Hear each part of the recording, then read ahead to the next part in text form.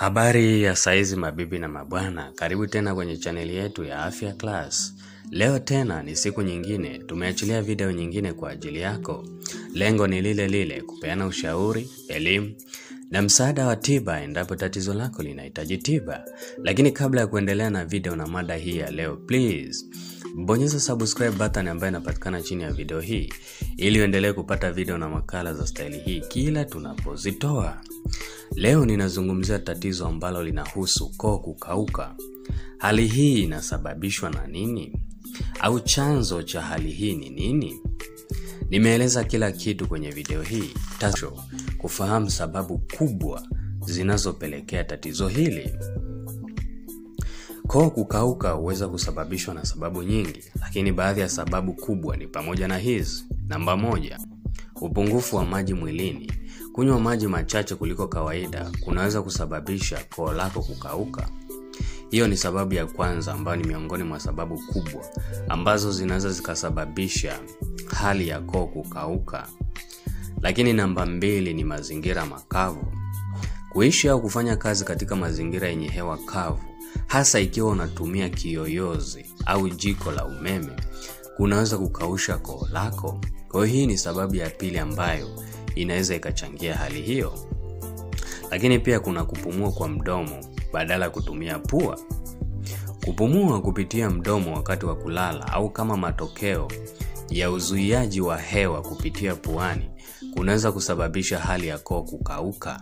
Kwa hii ni miongoni mwa sababu ambayo huweza kuchangia tatizo la koo kukauka. Kuna matumizi ya tumbaku. Kuvuta sigara au kutumia bidhaa zingine za tumbaku kunaweza kukausha koo lako. Kwa hii pia ni miongoni mwa sababu ambayo inaweza kusababisha koo kukauka. Kuna matumizi ya baadhi ya dawa. Ziko baadhi ya dawa, mfano dawa jamii ya antihistamines, zinaweza zikasababisha hali hii. Lakini pia baadhi ya dawa za shinikizo la damu zinaweza zikasababisha pia hali hii ya koo kukauka kama moja ya madhara yake, au tunazungumzia habari ya side effect. Lakini pia wako watu ambao wanakutana na shida hii ya koo kukauka kama matokeo ya tatizo la acid reflux. Acid kutoka tumboni inaporudi na kupanda juu kwenye umio au esophagus inaweza kusababisha koo lako kukauka na kuhisi hali ya kuungua. Kwa hii pia inaweza ikawa ni matokeo ya tatizo la acid reflux. Kuna magonjwa ambayo ni jamii ya autoimmune disease. Magonjwa ambayo ni jamii ya autoimmune diseases yapo pia ambayo yanaweza kusababisha mwili kushambulia tezi zinazozalisha mate, hali inayoweza kusababisha koo lako kukauka.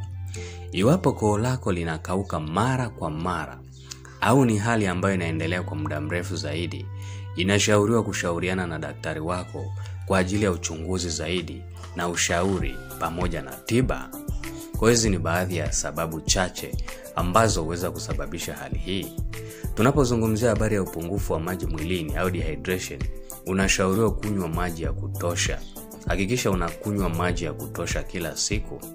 Lakini pia kama unalala kwa kutumia, wakati wa kulala mdomo wako unakuwa wazi, hakikisha ikiwa unaamka kila siku asubuhi na kinywa kinakuwa kikavu, tatizo hili linaweza kuwa kwamba unalala kinywa chako kikiwa wazi zaidi.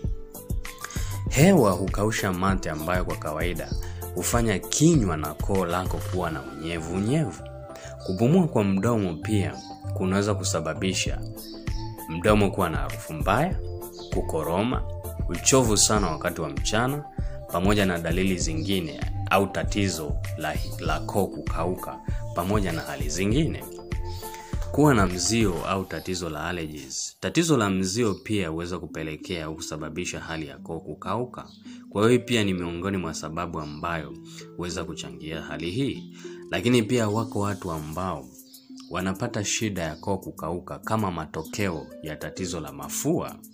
Mafua ni tatizo la kawaida ambalo linasababishwa na virus au virusi mbalimbali. Maambukizi pia haya yanaweza kufanya koo lako kuwa kavu na kuwasha. Kuna matatizo mengine kama vile tatizo la tonsillitis na kadhalika. Hizo ni baadhi ya sababu chache ambazo huweza kusababisha hali hii. Je, Una tatizo hili na hujapata tiba bado? Kwa ushauri zaidi, elimu au tiba, usisite. Tunaweza kuwasiliana hapa ndani ya Afya Class kupitia kwenye namba ambazo unaziona zinapita kwenye screen yako. Nasi tutakusaidia na tatizo lako litaisha kabisa. Ni matumaini yangu kwamba umeelimika, umepata ABC walau kidogo tunapozungumzia tatizo hili, tatizo lako kukauka.